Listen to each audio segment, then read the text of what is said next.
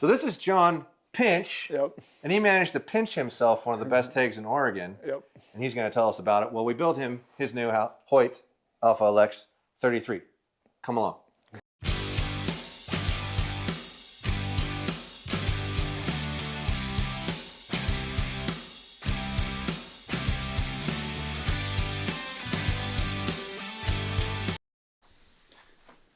Ding, ding, ding. Un, dos, tres, cuatro.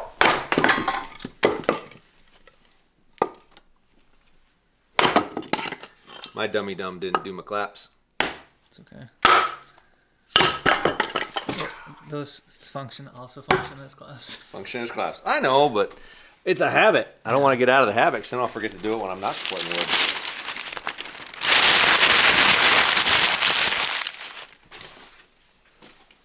Hold on, let me get my app going. Yes, it's my face. Open up.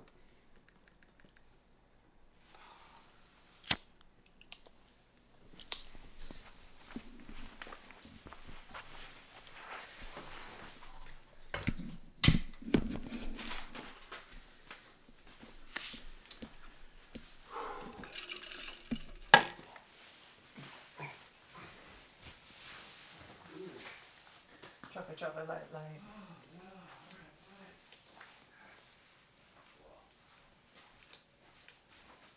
There it is. See the new hoodies? Oh, nice. SGs? Yeah. Oh, that's cool. Yeah, no, I just have to have my slip put in it. Someone said merino smells like This wet isn't dog. merino. This is like poly. Oh. This is their sun-proof Oh, Spectra one, right? So it's like. So, first of all, Jon, you're a gun guy, Yep. right? Yep. Primarily. Primarily, I've done some more bow hunting in the past, but not for a while. Give us a little background into one. You're a phenomenal gun guy, from what I understand, and I have to play a little bit of ignorance because I don't follow a lot of it. Yep. My colleague and one of my best friends, Doug Glorfield, has a Okay. long distance rifle Okay, I range know here. Doug, yeah. So I've known people from that Okay. because of that. So why don't you give myself a little background into you, and then the viewers might know who you are. Yeah, so grew up hunting, shooting my whole life, and I'm super competitive, went through a streak of like growing up playing sports and then competitive skiing, hunting all the time, kind of lost that competitive outlet for a long time and went to some random shoot not far from Doug's in like 2013, 2014, did really well, asked some guys there like what options are there for shooting like that, and found the PRS, started shooting in that, started doing really well. That was in 15, 16, I hit it really hard. So I guess it's been 8 years now of going wide open. Gotcha. Won a lot of things, some national, season and the championship. Won a lot of matches over the years. Been on a pretty good streak this year, shooting Integral Hunter. Kind of switched up. I still love PRS, which is more of a kind of a race gun series. Integral Hunter's more up my alley of like, you find the targets on glass, you range them, you build a position, do it all on the clock. So it fits into my love for hunting as well. So Matt and I have been doing that a ton and been doing really well. So for the ignorant folks, Yeah. So PRS is Precision Rifle Series. Yeah, you're not so ignorant. No, well, I mean everybody in general. And I'm very much. I think I RO'd a couple matches. Okay, cool. About my exposure to it. Because it was fun to participate in that regard. But so that's more of a. It's a long range rifle. Long range rifle and predetermined stuff, and it's just excessive distance. Yep. And not really necessarily hunting related, more tactical. Yeah, that's probably accurate? Very accurate guns, but they're heavy. 400 to 1,000 yards most of the targets. It's fast. You get 90-second stages to shoot 10 different targets or whatever the stage may be at various distances, different props. Yeah, it's more of a kind of a race gun thing, but you learn a ton. Very, very accurate guns. Get really good at reading the wind, building positions, spotting your shots. A lot of things that I took over into Integral Hunter and hunting. So I learned a ton from that as far as like getting set up on an animal and shooting an animal at whatever distance you end up shooting it is exceptionally easy after shooting tiny targets at crazy winds at far ranges and stuff. So deer are bigger than little pieces of steel. Kind of correlates to shooting bows at like 150 to 200 yards. Exactly. You're never going to shoot an animal at that distance, but man, it makes the close stuff a lot easier. Absolutely. And to me, the little bit that I played with it was shockingly similar. to things that I had known from archery, so it 100%. wasn't like really awkward. Yep. A very, very technical, very calculated. But Yep. Your NRL hunter, how does that different than It's PRS? so PRS is 90 seconds, 2-minute Keep stages. talking. Let me grab these parts here. And the NRL hunter is 4 minutes, and they're blind stages. So PRS, you know what's going on before you shoot. NRL, you don't. All you know, there's some targets up here. Say I'm looking for 2 deer targets. You walk up there blind. You got to find the targets. You got to figure out your range, and then there's designated positions that you got to go shoot from. So it's just a totally different feel. You have more time, but sometimes that time goes by really fast when you can't find a target. So we're using a little bit bigger calibers, and we're using lighter guns. So more hunting. More stuff you'd actually hunt with. Actually, stuff you hunt Like, what's your preference of caliber for that? Lately, I've gone down smaller. Like I've been shooting 25 Creedmoor a lot, but I won the championship the first year running a gun I've killed a moose with, and sheep with, and deer with a 6.5 PRC. So okay. it was a little short, light 6.5 PRC with a 3-18 scope on it. So pretty much my exact hunting setup. So. Cool. And then what made you decide to? Well, let's clarify. What tag did you draw? I still got to pinch myself. So I got drawn for the raffle for Oregon State for Rocky Mountain Bighorn. So Wow. like one of the best tags that you could. I'm still in shock. It was mind blowing. Yeah. So now, when did you meet this feller behind the camera? Turn around and say hello to yourself, Matt.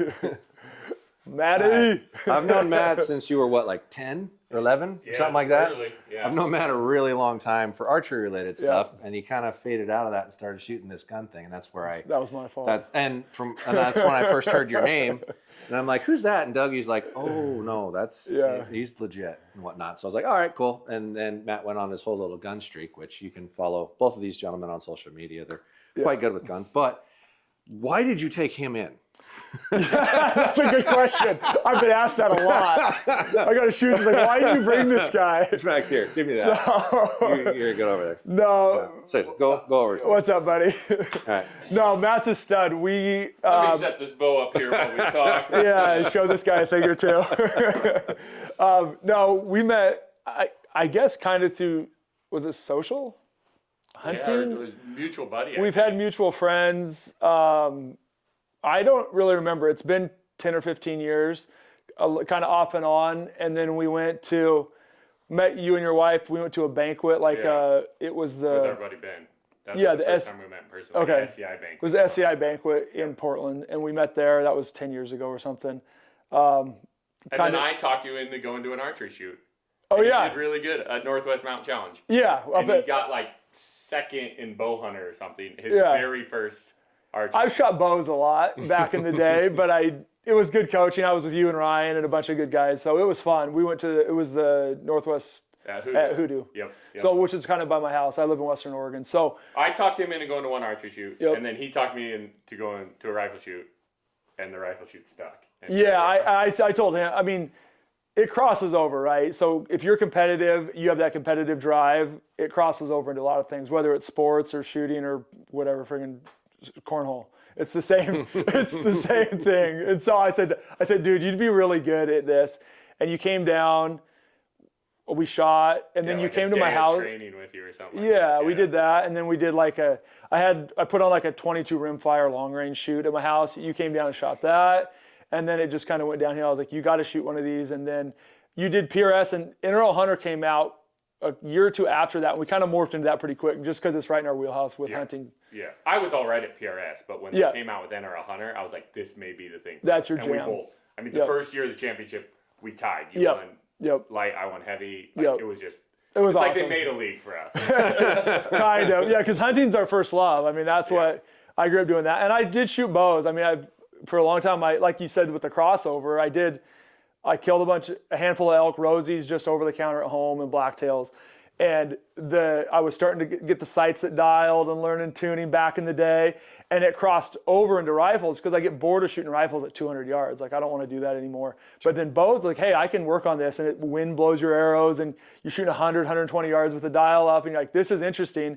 And that, when I found out about long range shooting, and started doing that. It kind of played the same thing, like what you mentioned earlier. There's a lot of crossover there with technical, getting everything set up just right, your drops on your scope. So I like archery and that crossover really well to me. So I thought it was a fun switch. That's what got me into it. Like I was used to. I feel like I should be back. I wanted to give you a minute there. I've known this. I say kid. God, I don't even know how. Like I remember when you and your wife originally met, and known him forever. He's a good egg. Done some dumb shit in his life, but hey, that's for another day. Yeah, haven't we all? We've all been there. Yep. I need to grab your rest. So, but yeah, it's amazing how much it collates, and I would love to see the day where archery sites had more things like rifle sites had, because they're missing some of that stuff. It's conversations my cousin and I have had a lot, because that's usually when I'm shooting longer distance stuff. That's who I'm playing with. Yeah, we were shooting last night. I was like, why don't these have like a windage clicker? Exactly. I was like, that would be easy. Or a tree. Yeah. Oh yeah, that's interesting. Just saying. I've been talking to a couple of different people about trying to make something that would help collate. That would be the two. kind of cool. That would be Some cool. wind dots in there. Yeah, I mean it's relevant. Yeah. And if you shoot enough in it, you know how much your arrow's going to move at a given distance with how fast the wind's moving. Yeah. You know, it'd be nice to be able to actually have a better reference of compensating instead of let's hope for that. About right there. About right there. Yeah, that's a good point. Exactly. So cool. Well, anywho, when is this hunt? When are you going? August 1st. So it's a week from yesterday, or a month from yesterday. So I've been gone a lot for shoots. Like I don't even know, the last 3 months weekends I was just in Wyoming and Alberta and all over shooting for rifles. So this is my lab. I'm going home today. Going to do 4th of July with the fam, and then scouting starts for the next month. So pin down the ram we want, and then so we got to get this done right now. Yeah, and I've been shooting my old bow, just blind bailing a lot. Didn't want to start shooting a lot at distance, just making reps, getting muscles built up, and just really working on my pull. So just did that. I've been at Matt's for 3 or 4 days now, and just been blind bailing every day and doing that at the house. So I'm excited to get this set up. And Matt said he knew a guy, and I was like, oh, that guy knows it. He knows what he's talking about. He told me about, John drew the tag, and I'm like, well, why just have him come over here? I'll build it. Dude, I don't care. It. That's awesome. Yeah. Oh, which, speaking of, we need to throw strings on this before I get too carried away here, Because we're taking these stock ones off of here. No offense to perfect Hoyt or anything, but I don't want to screw around when you got that big of a tag. Like if you could actually purchase that tag, how much would that tag be? Well, you can purchase it. Okay, you can. Doesn't the governor show one or something? Oregon has 2 tags. They have a governor's tag and a raffle tag for sheep. And how much did the governor's tag go for? I don't even like to say. It sold for $450,000. Oh, it's a lottery ticket, dude. At the sheep show this year in Reno in January. So yeah, it's a big deal. We're gonna put those on there. There we go. So yeah, that's why I say when I'm in shock, I'm in shock. I mean, it's amazing. It's something else. Yeah. Oops. So is shooting how you make your living, or do you have an actual real job? That's a good question too. And I play with both for a living, so I don't have a real job either, for clarification. I'm going through it like a midlife crisis. So I've had a landscape business my whole life. Okay. And as of, I guess it's 2 or 3 weeks ago, my brother's worked with me for years. I have a couple other guys. And 2-3 weeks ago now, I gave it to my brother. Wow. Gave him all the accounts, trucks, equipment, and he's worked with me forever, so he's earned it. And so I'm unemployed at the moment. So I do make some money shooting. Not enough, so we're working on things, but I can survive for now. And I think I got a year or so runway where we can keep working on what we're working on. We're working on a company with Mountain Forge and working on rifles and doing that kind of thing. Same thing you're doing on the bow side. So at a certain point, you got to jump off the cliff, right?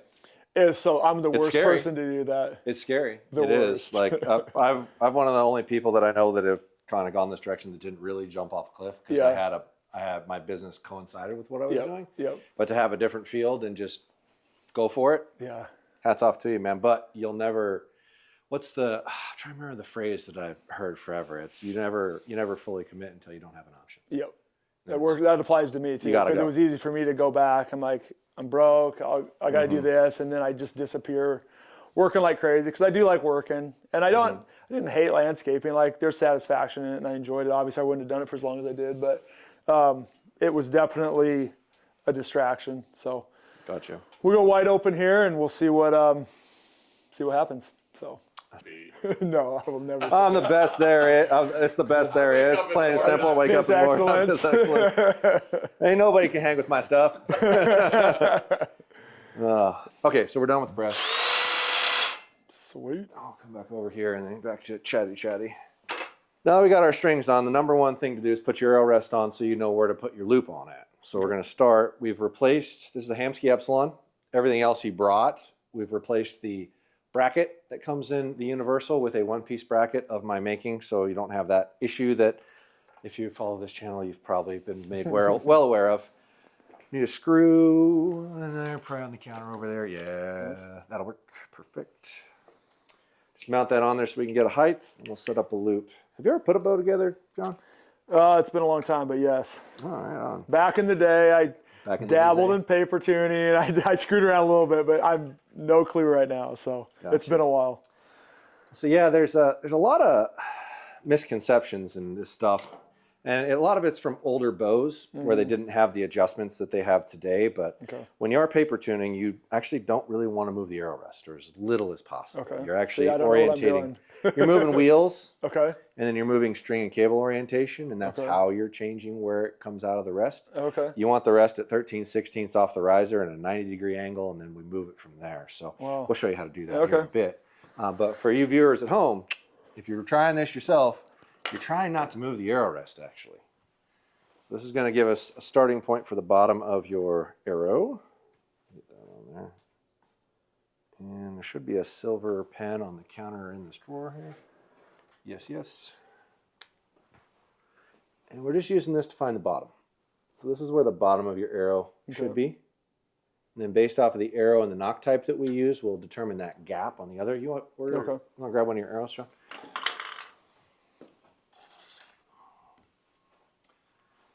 So, drop this sucker in here. Now, I always try to leave a little bit of gap so it doesn't actually touch until you drop back. Okay. So we're going to leave you, let's see here. Take a look at what that looks like. Okay, so if that one's there, there's maybe a serving width of gap. So that's where we want to end up with our soft knots, and then we'll put our loop on over that. Okay. So the nice thing about soft knots is when it creates a little bit of cushion for your arrow when you draw it back, and two, when you go to replace your string loop, you can cut the loop off, put a new one on, and your knocking points never actually went anywhere. Okay. So like those will always stay there as a reference for where your arrow is. Now, are you going to shoot a lighted knock or change that knock in any way? At any point? I don't have any plans to. Okay. The only issue would be it will change gap, so we'd have to make this a little different based off of that if you were going to go to a lighted knock or something like that someday. I'm pretty much deferring to what you or Matt recommend me at this point. Now, which if So I can recall in our previous conversations with Matt called me on the way to Big Sky about this thing, and phone kept disconnecting, and I'm like, no, this is stupid. Just have him come up here and I'll build it. But this is being filmed, right? Yeah. And who's filming it? Matt. Oh no. Oh, the hunt. The hunt. Yeah, the hunt, well, Matt's filming. He's standing right here behind the camera. Yeah. No, the hunt. It's crazy. Crazy turn of events. Brandon Shockey and his partner Caleb are going to be filming it.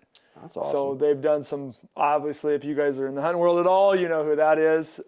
Jim's son, and has produced all of his, really high-end stuff. So feel pretty honored for that to happen. He's been doing a lot more storytelling the last bunch of years, and more, I don't know what the word would be, documentary style and interview style. And so he's not as into just the normal hunting shows. And so for him, I know Caleb, his partner, was super excited when Brandon was like, yeah, we'll come film it. So anyway, I'm excited. We hit it off. We had a good time. We were filming some other stuff. Was that 3 weeks ago, I guess? They came over to the house and we filmed for 2 or 3 days. So what were you working on? We were working on a thing with Loophole and showcasing me as this, kind of telling my story in conjunction with Loophole, because I've done a lot of stuff with them over the years. And so we shot they came out to there was a big match over in Madras, and they came out and filmed day 2 of that.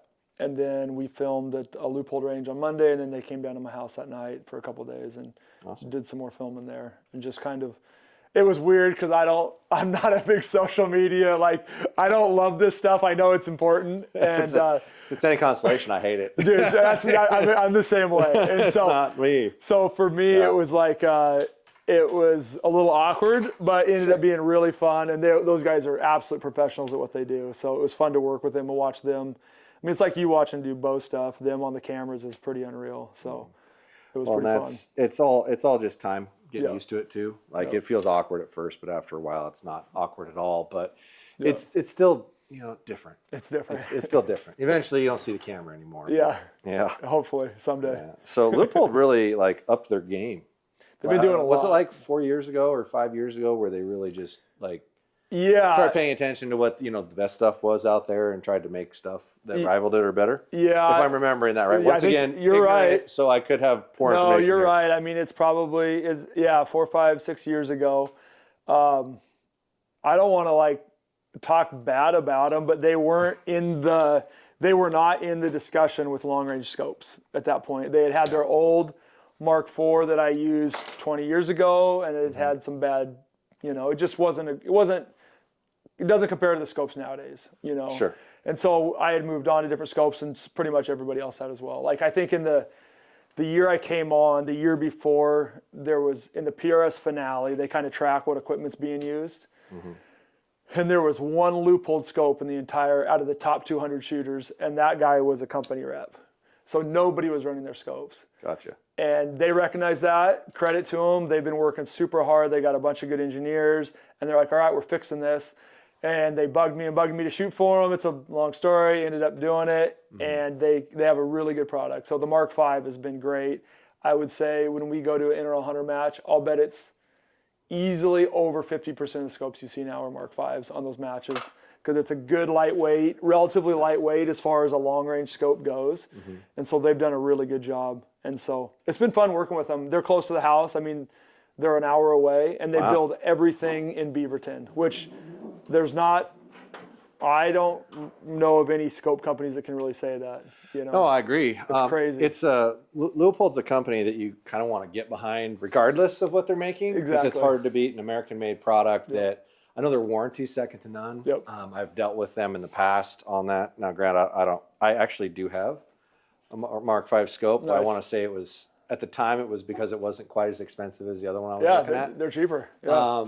But it did everything that the other one did, or at least on paper it did, and I've been real pleased with it. But they actually make a really good rangefinder for archery if you don't already have full one. draw? The full draw 5 is really good. Yeah, I'm getting one of those. What is it? It's got Archer's Advantage built into it, is that right? Kind of. It has angle compensation in it that's based off of archery ballistics, and you can actually you load your arrow information into it. Okay. So it'll actually give you really, really close marks at angle, which you're shooting in elevation changes and relatively drastic stuff for archery for what you're doing. Yeah.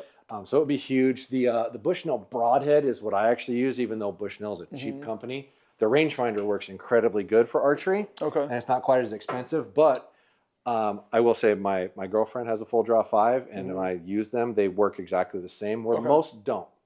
Most rangefinders that you find that have angle compensation are basing it off of the Pythagorean theorem, and they're not putting your ballistics into it to compensate certain things. So they're not cutting enough, or what? It's not cutting enough, typically. And when you get into really high elevations and really long distances, past 50, 60 yards, then it starts to show up. Okay. Inside of that, you typically don't see it too much. Are you saying high elevations like air pressure? Mm-hmm.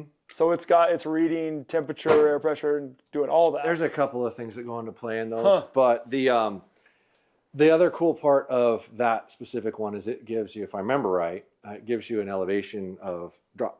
So like it's got marks in it. So like if you're trying to clear something, it shows you how high your arrow's going. So you don't like run into a branch or something. That's cool. But yeah, if you don't have one of those and you've got to deal with Leopold, make sure you get that before you go. We were over there. Need that. Yeah, that's last week. Really relevant. Okay, that's perfect. We were talking about that, and I was like, yeah, I got to get one of those coming. So 100%. Perfect. No, that's cool. a good unit. It's just arrow weight and velocity. Yeah, if I remember right, you punch in your arrow weight and your velocity, and it gives you that ballistic drop in there, as well as the appropriate compensator. Okay. But like, not to throw out names, there was a lot of vortexes that I've been in groups with, and when we get into those extreme things, like they're all different. Oh, okay. And my yardages hit the right spot, and the other guys aren't. Okay. So and I think they're very similar how they function. Okay. Because like I said, I've tested both and I get the same results. So you'd be great with that one. Cool. Perfect. It's good to hear. Yeah, I've just been so on their gun side for this whole time. So the archery, I was like, we were in there the other day having some meetings. Like, what do you guys got for archery? Yeah, I don't think they make a range-finding binocular that has that in it yet. Not yet. But I'd imagine that's probably coming. That is a topic that we discuss often, and they are working feverishly on. So once again, such a good company to deal with. It's crazy going into. I mean, I've been to other companies, and a lot of stuff's made overseas, and they do a great job. But when you go into Beaverton, which is by Portland, it's not cheap real estate, it's not cheap labor, and you walk into this place and they got 700 employees working in there. It's mind-boggling the amount of machines they got stacked in there, and it's fun to see. It's fun to take. I've taken a buddy has gone through there who's a Night Force diehard, and Night Force is a great scope, and he was very impressed. He's like, all right, he goes, this is pretty impressive. So it's fun to see what they get done there. Well, since you were name dropping, that was the one I was comparing. Oh, Night Force to. are great. I would never say anything bad. I mean, that's what I was running for years and years, and I still love them. They're not a. Well, and you kind of gotta give it to them for changing the industry a bit because everybody changed after Night Force became popular. And if companies like Night Force didn't exist, then it wouldn't push Loophole and other companies to step up like they did. So I love it. I mean, that's competition. So. It's amazing how much of that has changed in such a short period of time. A lot. Like it seemed like rifle insane. forever didn't change at all, and then it changed like crazy. It's crazy. It's been fun. It's been fun being in the we've been right. The last 8-10 years has been, and I did it for like 10 years long range before that of just like figuring out on a second focal plane if I power down where my duplex would hit at certain ranges, like just rednecking it in there. But the last bunch of years has been absolutely crazy. That stuff actually does what you wished it would do. Yeah, well, speaking of like the full draw, what the arrow does, I mean, you got such good solvers and binos, it's making everything. When you get a gun that's set up really well and load development's done and everything's programmed in, it's a pretty deadly system. It is. It's pretty bonkers. Yeah. Which of these things are we bolting on here? Those are Matt's. Okay. The newer one. The one in your right hand. Oh, that one? Okay. Thanks for having hardware for me, Matt. I appreciate it. State of the art right here. Yeah. Oh, dropped one. I usually get about 5 or 6 drops per build. Somewhere around there. I'm notorious for dropping a screw here and again. In the middle of that. All right.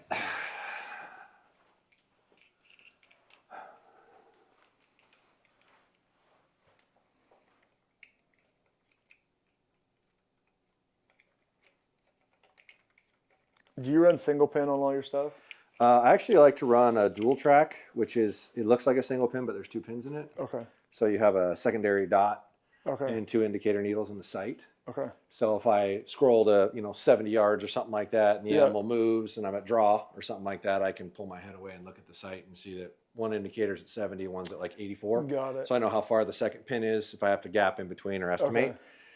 And it doesn't disrupt my sight picture. Yeah. My sight picture looks the same. My brain wants a dot in the middle. Yep. Period. Yep. Preferably from the bottom, not from the top, but to each his own. But there is some advantages to shooting that way too, like aesthetically. But it's for my brain's just more comfortable with that. Okay. And then move to whatever distance I want to shoot, or if I got to hold a little higher or something like that, I will. But I've shot single pin since single pins had crap for adjustability and range. Late 90s, I was shooting a single pin sight and always have. Just because it worked better for your brain? It worked better for my brain. I was definitely more precise, like having actual individual. 100%. Yeah, so like the desire to adjust it to the exact distance I want to shoot and hold on exactly what I want to hit, like a target rifle guy would. It's the same as a rifle. My brain was very comfortable with that, which is when I first did it, I was like, well, this is great. This is exactly like I would do this in my brain. Just turn it to here and hold it to there and call it. But yeah, that's the way I've always shot. But I also always stuck with lighter weight stuff and higher speed, and that made it more friendly. Oh, okay. Where you run into issues without those kind of things back in the day, it was really heavy arrows. Yep. Like you off by like 2 yards, 3 yards, and you miss. What's higher speed to you now? I've always ran like 280, 290. So are you like 330? Oh yeah. Really? So there's a lot of give and take into what's correct or what's right. There are a lot of people that really believe in that 280 to 290 foot per second for a lot of reasons. One, they get used to the drop Yeah. and the arc in it. Okay. And so they know where their clearances are and things of that nature. You're basically slowing the performance of a bow down today to do that. And when you slow the performance down of a bow, it's easier to tune it. It's easier to align things. It's easier to get broadheads and field points to fly right. To me, that's just, it's kind of mailing it in for what it can do. That makes sense. Like I want efficiency and I want precision. And the number one issue I've ran into, and Matt's hunted archery a ton, he can probably attest to the same thing. It's the number one thing that happens in a bad situation when you're hunting, shooting at an animal with a bow. Bad yardage and you're under and over. Okay, so for me, the animal moves before my arrow gets there, Oh yeah. Oh, jump in the string. right? Yeah. What's the number one thing you can do to lower that? Yeah, go Shoot faster. faster. Yeah. Yeah. I have zero penetration problems. Yeah. Like I have shot through, passed through every animal I've shot at with sub 400 grain arrows. It's the broadhead, not the arrow.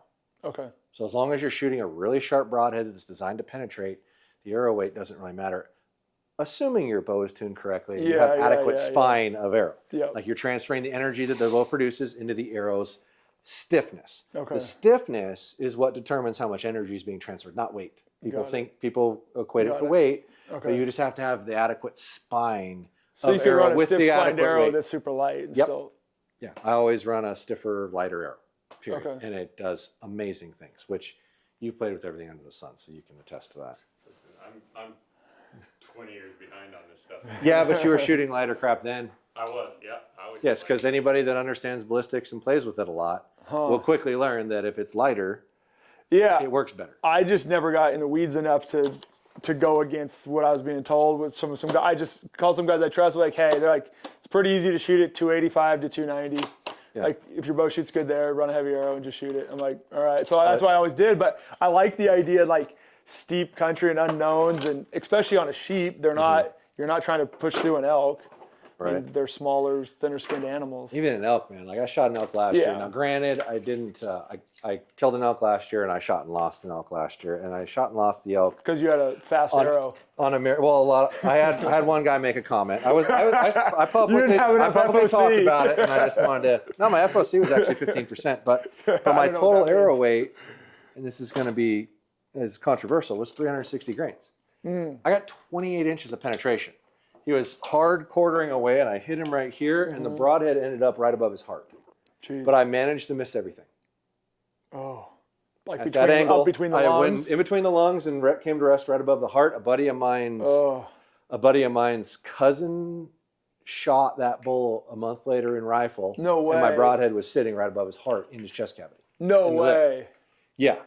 And that was 20, like from here to here on a, a So, I mean, that doesn't 330 matter. bull. That's a big body. It still right? wouldn't have killed it. It still wouldn't have killed it. And that was a 360 grain arrow at almost 70 yards Jeez. of a shot. Are you And shooting I got heavy 28 poundage? inches of that was, but it was also a slower bow. So it was an SX80 Bowtech, so it was a higher brace height, slower speed bow. Yeah. So it would have been equivalent to that at 70 pounds of what it would produce at my draw length. Yeah. So I have a 30-inch draw length, or 30 and a half, Yeah. somewhere in there. So, but yeah, it was more than adequate. And then I ended up killing a bull in Washington, 6-point with that bow right there, which it was at 70 pounds and a 400 grain arrow. Okay. And I shot a 3-blade mechanical broadhead and got a full pass through. We ran like 50, 60 yards, and it was winter coat, long hide, thick. It was December. Yeah. Jeez. No problems. Okay. So penetration is largely dictated by the kind of broadhead you choose and whether or not your arrow's doing this going down range. If your arrow's tracking straight, it'll penetrate well. Okay. Okay. Most of the horror stories you hear are usually people that don't know how to tune their bow.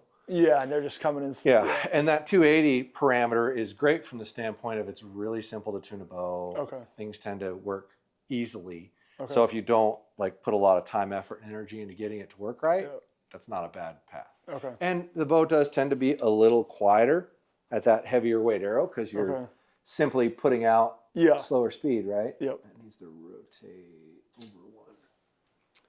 So what I've been trying to kind of still working on broadheads. We have a friend who makes broadheads that is going to would send me some, or he made.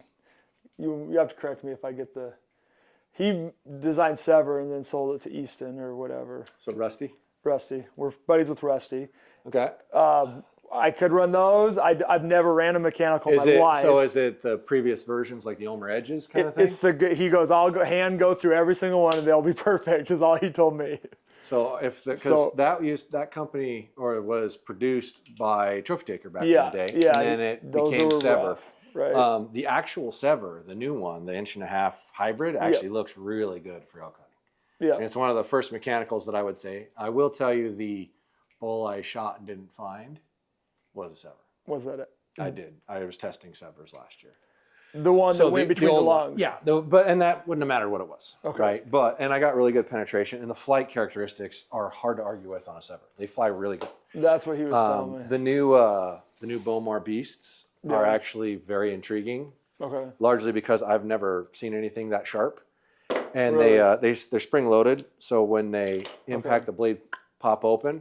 So you would recommend I've never shot a mechanical. Depends on which ones. So like the new hybrid 1.5 Sever. It's probably really good. I've used the Grim Reaper Fatal Steel 1 3/8 cutting diameters. I keep the cutting diameter smaller, so you're not trying to displace so much. Yep. Those would be good options. But I have particular rules, and the Beast is probably the first broadhead that is contradictory to those rules that I would still consider, just because of the results that I keep seeing on them. That there's something different there. But I just got them, and I haven't put them through my testing yet to really give good feedback. But they're pretty darn impressive. Okay. So if number 2 with mechanicals, there's 2. We got 3 left. Drop 2. With mechanicals, if the bow's tuned correctly, there should not hardly be any difference, right? If the bow's tuned correctly and you check the broadheads for concentricity and that it truly is tuned correctly, because paper tune will only show you so much. Yep. You won't really know it until you go to broadhead tune, where you shoot a broadhead in a field point and see if they're hitting in the same spot, and then if they're not, you make adjustments accordingly to that. And what range do you usually do that at? Or all the way out? If I know my bow's tuned really well, I'll back up a distance and start shooting a broadhead. I typically won't do it at 20, but I already know it's going to be close. Yep. I recommend people start 20. Shoot a broadhead in a field point and see if they go in the same spot. And then if they don't, there's adjustments you can make from there. You can move the rest, you can move the wheel lean, you can move the cam orientations to try to improve that. Okay. It's a pretty fancy little quiver. They're very nice. Like, it's one of the better bow-specific quivers out there. Yeah, that's awesome. Yeah, they do a good job. Make sure we clear the hood here. I need my judo tip holder for grouse in here somewhere. I won't be doing that a lot on that one. You'll destroy a judo. Grim Reaper came out with one called a mace, and it actually looks like it would hold up. Oh, really? Yeah, I have some down in the shop. They're stainless check them out. steels.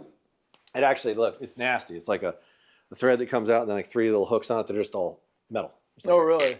Looks like a little claw. Just like a heavy-duty judo tip? Pretty much. Yeah, because you'll bend the wires right off the judo anymore. Yep. Okay, so we got quiver, we got sight, we got rest. Let's set our levels here, and I'm going to flip this around. This is pretty fun to watch you do this.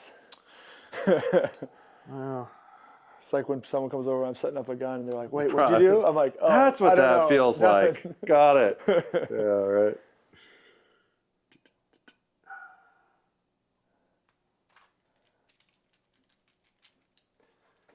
Oh, there's no flat spots on these. It sucks. That's Matt's fault. The level. That's my only gripe. Actually, that's got a groove in it. This sight came from me having broke a sight during hunting season, and that was the only thing I could find, like, day of on a hunt. And I've been using it ever since. Well, you got your rail relatively level to the riser, so that's good. Could probably be tweaked just a tiny bit.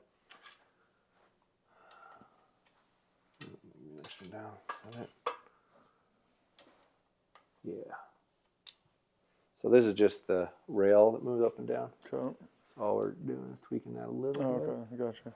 Trying to get those two to jive just right. So when you shoot at 20 and shoot it at 100, they're actually in line with each other. Oh, it's like leveling a reticle, I guess. Exactly. Same thing. It's so many of these things are like stupid similar. It is. It's like, oh, this is like an archery gun. We just need to dial for wind. Yep. All right. Are you concerned if you came out with wind dots like a tree, would that mess up your single pin sight picture that you love so much? Well, I had a buddy of mine that owns a lens company trying to etch me something in a non-magnification lens. Yeah. With just a hole in the middle that I could put a fiber in. Okay. And try that. And so I'd still have like lightly etched Yep. visuals or lightly cut Okay. in the glass. And try it, just to see how well it worked, It'd be a something good to play test, with, yeah. and then from there try to figure it out. Yeah. Okay, so this is how much movement you're going to have. I mean, Yeah. I don't know if anybody makes a finite enough click at For 150 to 200 to actually like be able to make a tiny little adjustment, because I'll like put one click in the sight and it'll move my arrow like that far. If you can do it in the that scope, distance. you could do it in that. It's just going to be expensive, but yeah. Dude, there's archery sights are like $600 now. They are. Yeah. Dude, I've been out of the loop. Yeah, like you can get Jeez. the high end market is like 4 to 6. Is that scopes? That's no lens. That's sight, pan, really? and a bunch of adjustments. Yeah, Jeez. yeah, like your most of them in the high end, like your Ultra View, your Booney, your Canyon Pounder, your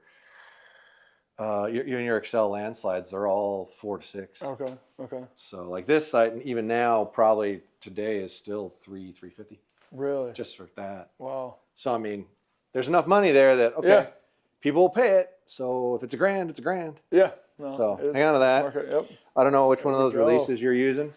Just set it. Just hook it in there. There you go. It just comes up when you drop back. So there's like a little stirrup right there. The arrow sits in. Okay. Okay. So where am I? You're shooting into that bale Just through right the paper. here? Yeah, just right through there. Okay. Hold on, yeah. You ready? I'm not gonna let you hit my fridge. Don't worry. Go ahead. Okay. Let me know when you feel comfortable. Aim to your left a little bit, John. Keep going left. A little more. Okay, you should be okay whenever you're comfortable. Center through there.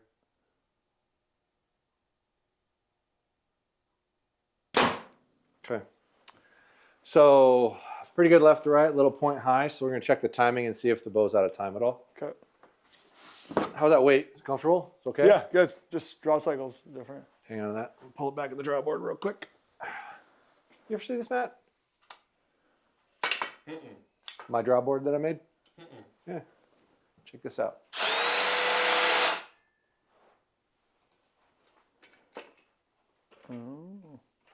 Put that around your cord. Don't want to leave that there. Oh, my socket. And up she goes.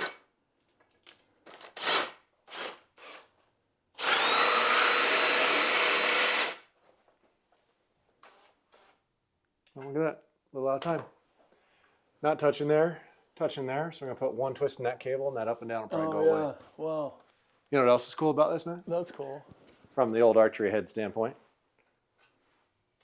Would you like to set your third axis? Well, you just swing it around there. Yeah. Oh, you can set all that here? Really? Yeah. You don't have to shoot it in. Nope. You still want to check it because hand torque will manipulate it. Yeah. So if you're tweaking a little bit left or a little bit right, it'll that's move cool. it a little bit, but it gets it super close before you ever actually shoot the bow. Oh, nice. You just got to make sure you find a flat spot on the riser to clamp your level to, which nowadays gets more and more difficult. So then you just rotate it to where that bubble reads level, Okay. and then you'll see that one's not. Oh, wow. That's level, that one's not. Way off, too. So then we pitch based off of that. And every bow is different. So a lot of times when you'll take a sight from a bow to a bow to a bow, they'll read level flat, but as soon as you draw them back, the amount of pressure that is in here changes how much the bow torques this way. Oh, really? So it fucks with that a lot. Whoa. And it doesn't take hardly any hand torque to change that a lot. Yeah, and I'm not going to Really? point any fingers at who used to shoot this site, but someone's got a pretty good. Little tweaker in there? Yeah, I'm a tweaker. Yeah. I got a pretty good left-handed onion on me. Hey, Yeah, you're in the northern Washington. You probably shouldn't call yourself a tweaker. That might be something completely different. I think it'd be rude if you didn't. Yeah. So we're just gonna grab this little bugger right here. It rotates there. Let's make life easier back in the day there, Maddie. Roll it to there. Triple check there. Get a little tension on it so it'll hold itself and I can move it. Oop, come on. Boy, it sure be nice if they made these micro adjust. That is super close. Yeah, way closer than it was. Still, I need to come in just a tiny bit. Someday somebody needs to make a site that these are micro driven, that you can do it while you shoot it. And just click, click, click. Yeah. Dropping hints, Matt. I'll be picking up on that. Hey, you just let us know when you get done with it. I know. There's a list. But the hard part about that is then I can't be non-biased. And I kind of built my... Yeah, but if something's the best, you should be biased towards it. Nah, you're not wrong. So what's the draw weight on this? Is it 70? I will scale it for you and tell you. It should be a 70-pound bow. We'll see what it actually weighs out at and bring it back to flat and turn the scale on.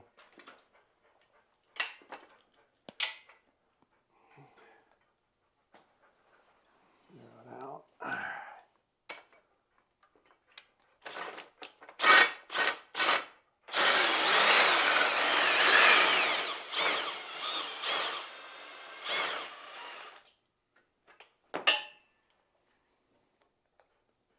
$67. That's what it peaked at. Just under.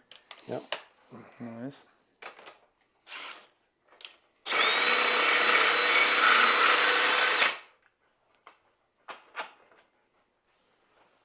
All right. Let's see what that. Jump out a little Oh, I bit. got timing. Roll That's right. strain. We did two things there. It was touching the bottom one first, so put one twist in that cable.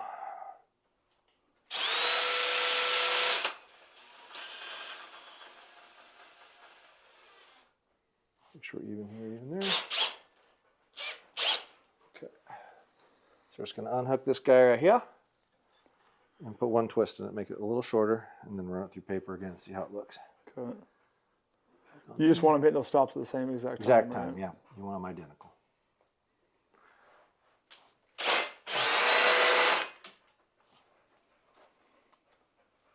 Make sure that's in the groove. Make sure that's in the groove. Cool. All right, same thing. Come here.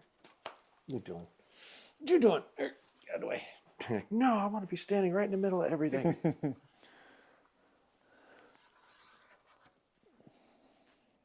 You good there? Yeah, you're fine there. Right I there. just don't want you to go through the same hole. So go a little bit to your right, John. Tiny bit more. All right. Should be okay there. Good.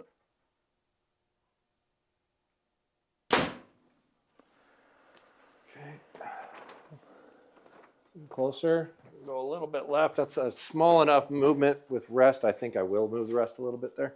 Okay. Because if I do a wheel, it's going to end up clicking it the other way. Okay. Because these aren't fine enough adjustments to be able to make little changes. They're more coarse changes. So we're going to try moving the rest a little bit first. So you don't use the rest for anything coarse. You try not to. The rest is all fine adjustment. Okay. There should be no coarse adjustments ever made on the rest. If you move a rest more than a 16th-ish, you're probably Jeez. moving it too much. Okay. You just Wow. are, because the reality of it is the arrow's not leaving in the central point of the bow. Yeah. And that's what you're moving the rest around for. Okay. So what you're an effort trying to do is make the arrow leave in the central point of the bow rather than adjust the rest to where it's moving to where the arrow's leaving at. Okay. So if it's leaving that far out of center, there's something wrong. All right, well, Okay, that makes sense. there you go. Yep.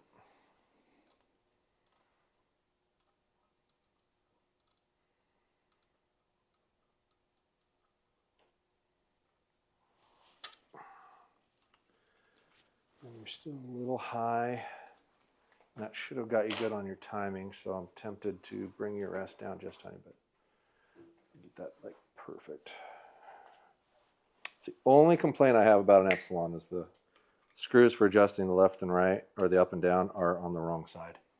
You have to reach across the guard to get in there. I swear half rest companies intentionally put the screw where they don't want you to be able to get to it, just to make life hard. Sometimes it definitely feels like that. Same thing with like module screws. Yeah.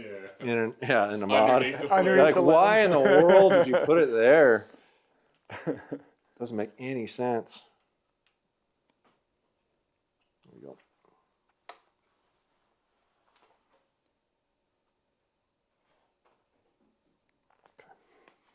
So back in the day, and this is dating me, bows would go out of tune. I think mostly it was a string stretch. When 100%. you get a bow done now, when you finish like your own bow, are you ever checking on paper again, or are you just done? You just know it. You'll see it. Like if you get your bow sighted starts in flying and weird. you're shooting broadheads and field points, Okay. you'll immediately see it. Not, Okay. not fly good. How often does it happen? With good strings, almost never. Okay. Yeah. Cool. It's just you typically, once you get it, it's good. So that should be a 100 grain point, although it's not really going to change our tune at this position. So you'd be okay with 100 or 125. Okay. So actually, let's just aim a little lower than you were before. You got plenty of bell still. Okay, a little higher. All right. There. Yeah, whenever you're comfortable, go ahead. Okay. Ooh, that's pretty. For me.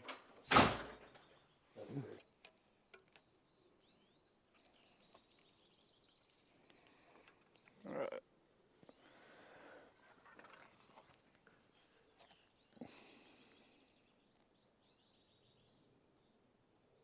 Aim at center black. Oof. I'm gonna say.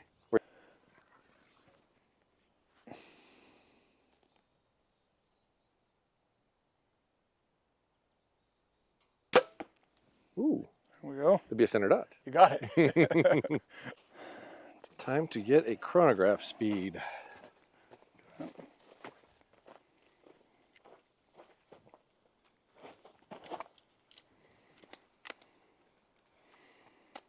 Do you shoot right next to it, or Right over the top of it.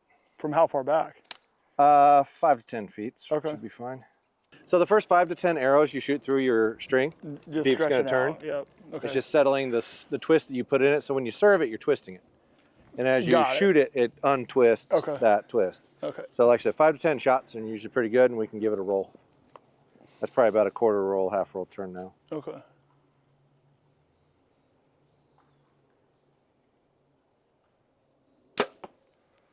There we go. 281. 281.9, shoot another one.